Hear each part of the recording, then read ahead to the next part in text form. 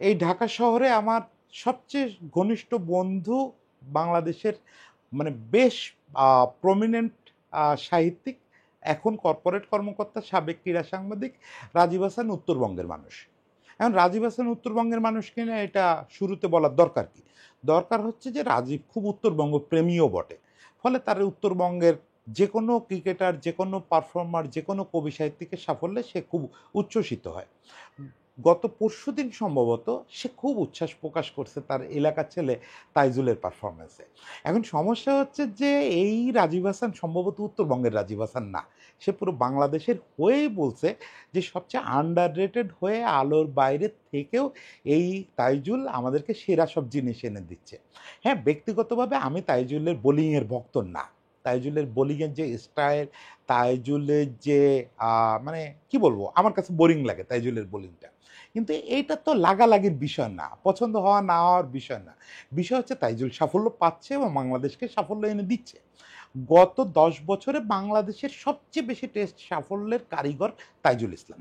যদিও কখনো সাকিব, কখনো লিটন, কখনো জাকের অমুক তমুকের আড়ালে, ইদানিং নাহিদের আড়ালে তিনি সবসময় হারায় যান। সবসময় একটা আন্ডার রেটেড হিরো। এই আন্ডার রেটেড এবং এই আন্ডারডগ হিরো তাইজুলকে নিয়ে ছোট্ট করে একটু গল্প করি। তাইজুলের উত্থান থেকে তাইজুলের লাইমলাইটে আসা এই পুরো ব্যাপারটা আপনারা জানেন। সেই গল্পটা আজকে আর না করি, কোনো একদিন হয়তো তাইজুলের লাইফ নিয়ে গল্প করব। আমি একটু তাইজুলের ক্রিকেটটিও যে আড়ালে থাকার ব্যাপারটা সেটা একটু বলি। দেখেন, ওর অভিষেক হলো সম্ভবত সেকেন্ড অথবা থার্ড টেস্টে এসেই ও 8 উইকেট নিয়ে নিল এক ইনিংসে। ওটা এখনো পর্যন্ত বাংলাদেশের এক ইনিংসে সেরা বোলিং। সাকিব রে পার করে সে ওই রেকর্ডটা করছিল। এরপরে সে ডেবু হলো ওয়ানডেতে, ওয়ানডে ডেবুতেই হ্যাটট্রিক করলো। পৃথিবীর প্রথম এবং এখন পর্যন্ত একমাত্র বোলার যে ওয়ানডে ডেবুতে হ্যাটট্রিক করলো। এই দুটো জিনিস আসলে তাইজুলকে চিনায় দেয়। এই দুটো জিনিস কিভাবে চিনায় দেয়? যে এরপরও তাইজুল স্টার হয় নাই। এখন তাইজুল এরপর থেকে কিন্তু টানা সার্ভিস দিয়ে যাচ্ছে। বিশেষ করে 2014-15-তে যখন একটা লম্বা সময় সাকিব মাঠের বাইরে ছিল, সাসপেনশন মিলায়, তখন কিন্তু বাংলাদেশ যেটুকু যা খেলছে সব ফরম্যাটে, টেস্ট আর ওয়ানডেতে, সেটার মূল কারিগর তাইজুল ছিল। ইভেন তারপরেও সাকিব আসার পরেও তাইজুল তার কাজটা করে গেছে। দেখেন, একটা ছেলে এই 10 বছরের ক্যারিয়ারে খুব বেশি টেস্ট বা ওয়ানডে তো আমরা খেলি না। ওয়ানডে তো মাত্র বোধহয় 20টা খেলছে, সেটা নিয়ে পরে বলতেছি। তো এই সামান্য সময় সে টেস্টে 15 বার 5 উইকেট নিচ্ছে। এটা ইনক্রেডিবল একটা ব্যাপার, বাংলাদেশের একটা বোলারের জন্য ইনক্রেডিবল একটা সাকসেস। 200+ উইকেট তার। শুধু 2023-25 WTC circle, World Test Championship সার্কেলে সে বিশ্বের 11তম সফল বোলার। আপনি খেয়াল করবেন বাংলাদেশের সবগুলো টেস্ট ম্যাচ কিন্তু তার খেলা হয় নাই। সবগুলো টেস্ট ম্যাচ খেললে আমি নিশ্চিত সে টপ 5-এর খুব কাছাকাছি থাকতো। হয়তো সেরা 5-এ ঢুকতো না, কিন্তু 6-7-এ চলে যেত যদি বাংলাদেশের সবগুলো টেস্ট সে খেলতো। কিন্তু নানা কারণে এই তাইজুল দেশের বাইরে ভালো পারে না, তাইজুল মিরপুরে ছাড়া ভালো পারে না। ইনফ্যাক্ট এইসব কথা আমিও খানিকটা বিশ্বাস করি। তো যাই হোক, একটু স্পিন অসহায়ক জায়গায় ওর কষ্ট হয়, ও আর ওই পারফরমেন্সটা করতে পারে না। তো সেগুলো নিয়ে কি করতে হবে তাও 2-1 লাইন শেষ দিকে বলবো। তো তাইজুল সবগুলো টেস্ট খেলার সুযোগ পায় নাই, তারপরেও এই WTC এই সার্কেলে সে 11 নম্বর সেরা বোলার। ফলে বুঝতেই পারতেছেন যে সে কতটা সফল। এখন আমাদের সাকিব নাই।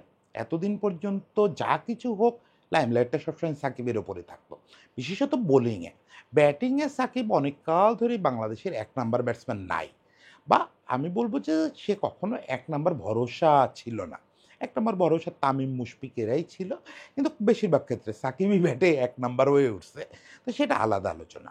কিন্তু বোলিংয়ে তো সাকিবের বাইরে লাইট যাওয়ার কোনো সুযোগই ছিল না। এই সাকিব যাওয়ার পরে না আমরা দেখলাম বিভিন্ন আলোকিত বোলার, এই নাহিদ রানা, হাসান, তাসকিন, ইভেন তাসকিন পর্যন্ত শ্যাডোতে পড়েছিল কিন্তু এই লম্বা সময়। তো সেই জায়গা থেকে ওরা উঠে আসছে, কিন্তু তাইজুল দুর্ভাগ্যজনকভাবে পারফর্ম করতেছে এখনও সেই শ্যাডোতেই পড়ে আছে। এখনও তারে নিয়ে খুব একটা হইচই হয় না। দেখেন, এই টেস্টটায় ম্যান অফ দ্য ম্যাচ হয়েছে Taijul. Man of the match হওয়ার পর বেশিরভাগ লোক অসন্তুষ্ট, আমিও অসন্তুষ্ট। কেন? আমার কাছেও মনে হয়েছে যে এই টেস্টটার টোন নির্ধারণ করে দিয়েছে নাহিদ রানা ফার্স্ট ইনিংসে ওই বোলিংটা করে ওই 5 উইকেট নিয়ে। ফলে ম্যান অফ দ্য ম্যাচ তার পাওয়ার কথা ছিল। এই কথাটা নিয়ে আমার বস সেদিন বলতেছিলেন যে ঠিক আছে যে নাহিদ রানার টোন ঠিক করে দিচ্ছে, কিন্তু তাইজুলের এই বোলিংটা না হলে কি আমরা এত বড় একটা জয় নিশ্চিত করতে পারতাম? তাইজুল কি ডিজার্ভ করে না একটা ম্যান অফ দ্য ম্যাচ? সঙ্গে উনি একটা কোশ্চেন করলেন, তাইজুল ডিজার্ভ করে এরকম কতগুলো man of the match Taijul পায় নাই বলেন তো? তখন আমি একটু চুপ করে গেলাম, তাই তো? যে তাইজুল ধরে নিলাম এটা 50-50 কল ছিল। তাইজুল একটা man of the match Nahid রানার সঙ্গে 50-50 ছিল। কিন্তু এমনও তো হয়েছে 80-20 কলে 20 ওয়ালা জিতে গেছে। Taijul man of the match পায় নাই। ম্যান অফ দ্য ম্যাচ পাইলেও আপনি গতকালকের পত্রিকা, গত দুদিনের পত্রিকা দেখেন তো, বা মিডিয়া দেখেন তো, কোন মিডিয়াতে তাইজুলরে নিয়ে স্পেশাল স্টোরি হয়েছে, তাইজুলের নিয়ে গুণকীর্তন হয়েছে। এই আমি অলরেডি পেস বোলিং নিয়ে 2টা কন্টেন্ট বানায় ফেলছি, আরও একটা কন্টেন্ট আমার হাতে আছে। কিন্তু আমি তাইজুলরে নিয়ে এই যে এখন কন্টেন্ট করতেছি এর আগ পর্যন্ত ভাবি নাই যে ওরে নিয়ে কিছু বলা দরকার। রাজীবের স্ট্যাটাসটা পড়ে আমার মনে হলো যে একটু তো বলা দরকার। আসলেই তো এই যে রাজীব যে একটা দারুণ পয়েন্ট বলছে যে 2 দিন ন্যাশনাল টিমে খেলা খেলোয়াড় মার্সিডিজে ঘোরে, বিএমডাব্লিউতে ঘোরে। আমি কাউরে ছোট করতেছি না, ওরা টাকা আয় করে, ওরা তো ঘুরবেই। আমার সামর্থ্য থাকলে তো আমি রোলস রয়েসে ঘুরতাম, এখন সেটা তো ঘুরবেই। কিন্তু তাইজুলের দিকটা দেখেন, প্রতিদিন প্র্যাকটিসে আসে সিএনজিতে করে বা সাইকেলে চালায়, সাইকেল চালায় বেশিরভাগ আসে। এমনকি তার বিদেশ ট্যুর থাকলেও অন্যরা বিদেশ ট্যুরের দিন ওই ন্যাশনাল টিমের বাস পর্যন্ত তার সবচেয়ে ভালো গাড়িটা নিয়ে আসে। এটা একটা ব্যাপার কি, ফ্যামিলি মেম্বারদের নিয়ে আসে, ফ্যামিলি মেম্বাররা ওইখান থেকে সি অফ করে, ফলে একটু ভালো গাড়িটা নিয়ে আসে। তাইজুল ওই দিনেও আসে সিএনজিতে। এই ব্যাপারটা এমন না যে তাইজুল তার গরিবি দেখাইতে চায়, তাইজুল ওরকমই থাকতে চায়। সে যখন একাডেমি মাঠ থেকে অন্য খেলোয়াড়রা দ্রুত পায়ে একাডেমি মাঠ থেকে মূল স্টেডিয়ামে যায়, যেন কেউ ভিড় করে ধরতে না পারে, ছবি তুলতে না পারে। তাইজুল কোনো ক্রমে আস্তে আস্তে হেঁটে যায়। কেউ গিয়ে কথা বলতে গেলে তাইজুল কথা বলতে পারে না, একদমই কথা বলতে পারে না। ওর সবচেয়ে যেটা প্রবলেম, ওরে যেটা অজনপ্রিয় করছে, সেটা হচ্ছে যে ও মনের ভাব প্রকাশ করতে পারে না। ধরেন মানে একটা প্রশ্ন, ওরে প্রশ্ন করা হলো যে আপনি কি ক্যাপ্টেন হইতে প্রস্তুত? তো বলল কি যে এতকাল ধরে খেলতেছি, ক্যাপ্টেন্সি করব না কেন? মানে ও কিন্তু অ্যাটাক করতে চায় না। কিন্তু কিছু মানুষ দেখবেন যে প্রতিটা কথায় অ্যাটাকড ফিল করে, এবং ফলে ওর মনে হয় যে এখানে আমারও আক্রমণ করে কথা বলতে হবে, বা এটা অসচেতন মনে বলে না। ইভেন ও যা বলতে চায় সেইটাই যদি বলতো, তাহলে মনে হতো কত পলিশড। সবাই তো নিজেরে বদলায়। মানে ওর ভিতরে আমি রফিক ভাইরে দেখতে পাই, যে ওই যে মানে একদম র, মানে কিচ্ছু চেঞ্জ হয় নাই। এত বছর খেলতেছে, এত ঝাঁ চকচকে 5 স্টার হোটেলে থাকতেছে, এত বড় বড় বিলাসী জিনিস দেখতেছে, কিন্তু ও তাইজুল ওই উত্তরবঙ্গের তাইজুলই রয়ে গেছে। এইটা হচ্ছে রিয়েলি মানুষ যারা, তাদের আমাদের মতো কৃত্রিম যারা, তারা ওই বাগেরহাট থেকে আসছে, ওই সময় ছিলাম এখন কত সোবার হওয়ার চেষ্টা করি এই ক্যামেরার সামনে, ফেসবুক স্ট্যাটাসে, কত ভাব নেই যে কত বদলে গেছি, পাঞ্জাবি পরে ভদ্রলোক হয়ে গেছি। এইগুলো হচ্ছে অমানুষের লক্ষণ। মানুষের লক্ষণ হচ্ছে মোহাম্মদ রফিক বা তাইজুল, ওইটা আমরা নিতে পারি না। আমিও নিতে পারি না। আমি অন্যর কথা কি বলবো, আমি যে এত বড় বড় কথা বলে আমিও নিতে পারি না। আমারও মনে হয় তাইজুলের যে ওর সঙ্গে আমি আজ পর্যন্ত তাইজুলের বোধহয় একটা ইন্টারভিউ করছিলাম, মানে কখনো আগ্রহ তৈরি হয় না। আমি জানি যে ওর সঙ্গে ইন্টারভিউতে বসলে আমার কোশ্চেন বড় হবে, ওর উত্তর বড় হবে। আমি 1.5 মিনিট ধরে একটা কোশ্চেন করবো, তার উত্তরও দেবে হ্যাঁ জি আপনি ঠিক বলছেন, আর না হলে 1.5 মিনিটের প্রশ্নের উত্তরেও বলবে না এটা ঠিক না। মানে এইভাবে ইন্টারভিউ হয়, ফলে কেউই ওরে ওই প্রমোটটা করে না।